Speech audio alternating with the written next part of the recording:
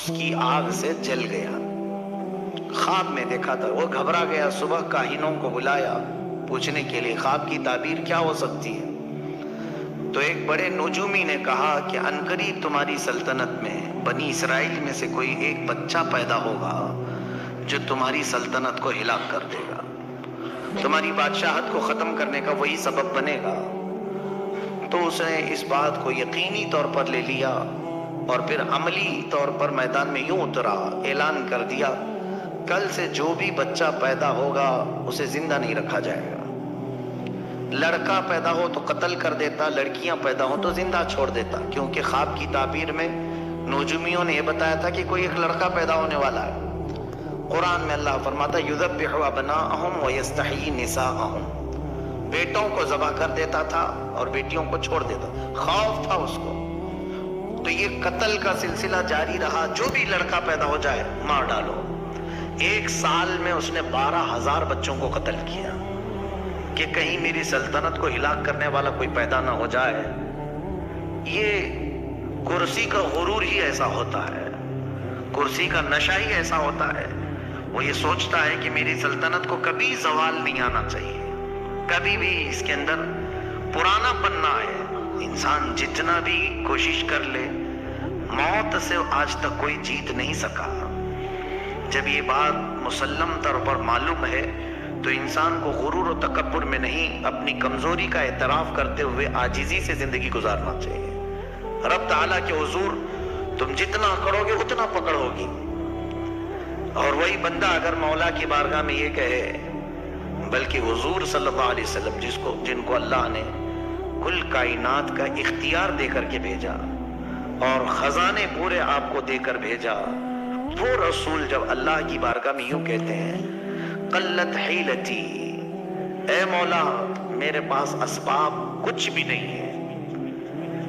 حضور صلی اللہ علیہ وسلم اللہ کی بارگاہ میں جب یہ کہتے تھے ضعف قوتی وحوانی علی الناس اشکو الیک یا اللہ, اے اللہ میں تیری بارگاہ میں یوں عرض کرتا ہوں کہ میں قوت میں بہت کمزور ہوں, لوگوں پر میری طاقت نہیں, جبکہ حضور صلی اللہ علیہ وسلم کو اللہ نے سب سے زیادہ طاقت دیا ہے.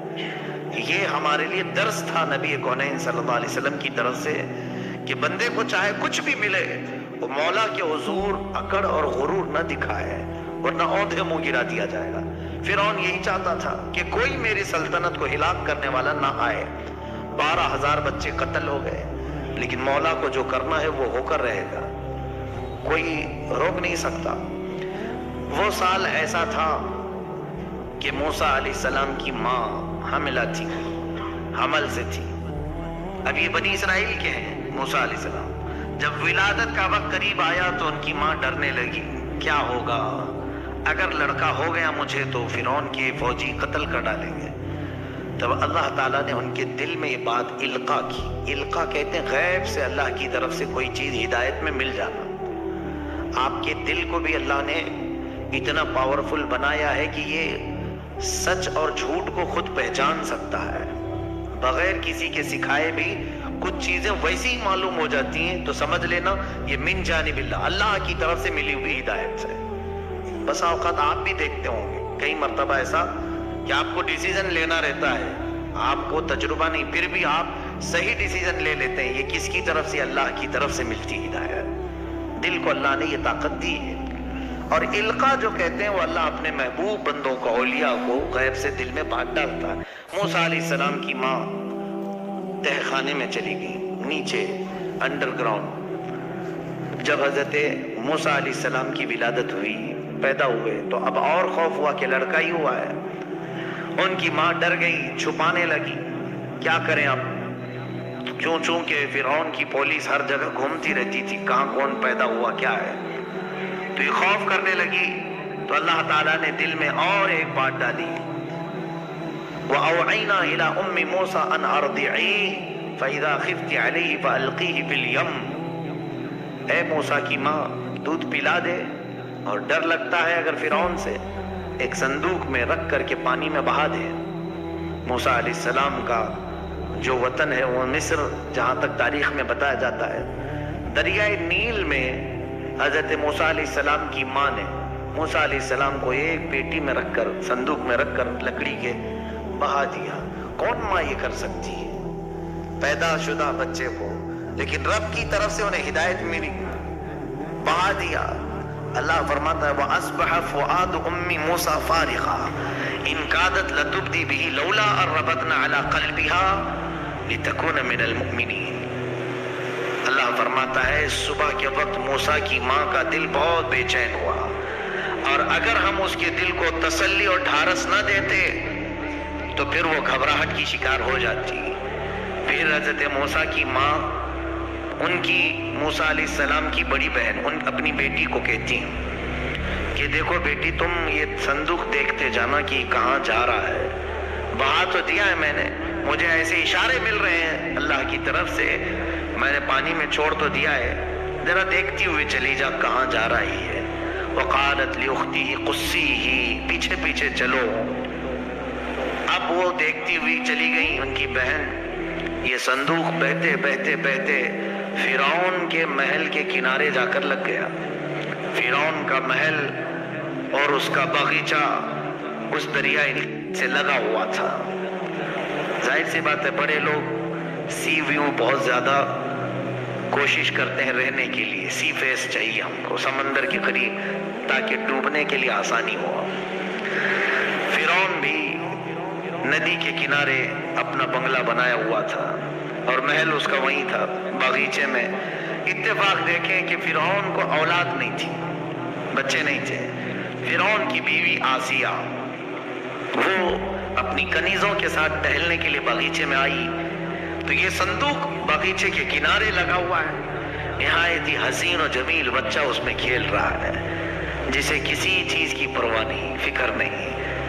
فرعون کی بیوی تھی آسیہ، کہا کہ یہ کیا بہ کے آیا ہے، اٹھا لاؤ۔ اٹھا کر کے لائیں تو بہت ہی حسین و جمیل بچہ تھا، تو ان کو ایسا لگا کہ اسے لے لینا چاہیے، تو وہ لے کر کے اندر آئیں اور پھر فرعون کے پاس لا کر کے بتاتی ہے کہ ایک بچہ بہتا ہوا آیا ہے۔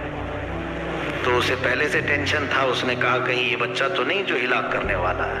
کہا نہیں، یہ تو پتہ نہیں ندی میں بہتا ہوا کہیں سے آیا ہے۔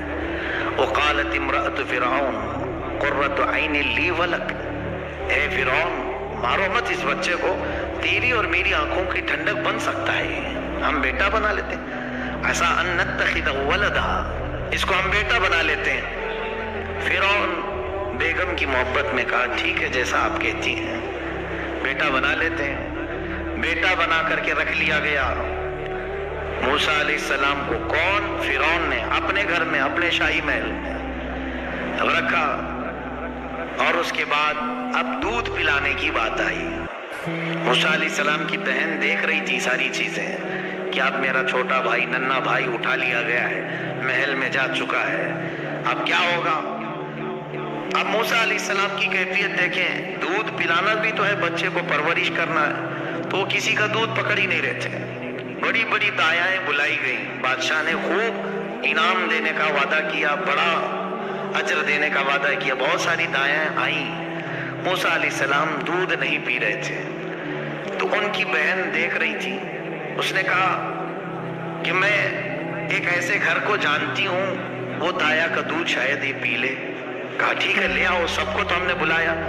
وہ جلدی گئی اور اپنی ماں کو لے کر کے آئی، اپنی ماں کو لے آئی اور کہا یہ بھی اچھی دایا ہے، بچے اس کا دودھ پی لیتے ہیں۔ تو ان کی ماں، موسیٰ علیہ السلام کی ماں فرعون کے محل میں آئی، موسیٰ علیہ السلام کو اٹھا کر کے جیسے انہوں نے دودھ پلایا پینا شروع کر دیا۔